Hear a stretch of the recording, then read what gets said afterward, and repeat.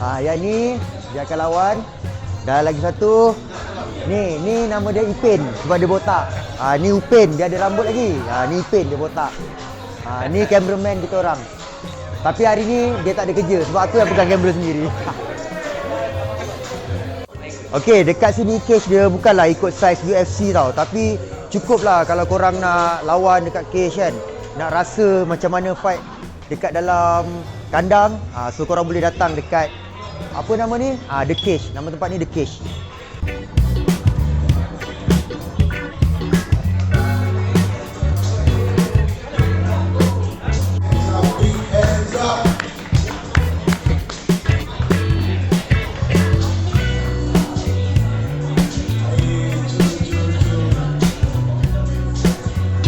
Untuk event ni adalah jiwa tarung tau. So diorang ni memang sukalah, memang support lah atlet-atlet untuk kickboxing ke, MMA ke, boxing ke kan, untuk buat friendly fight.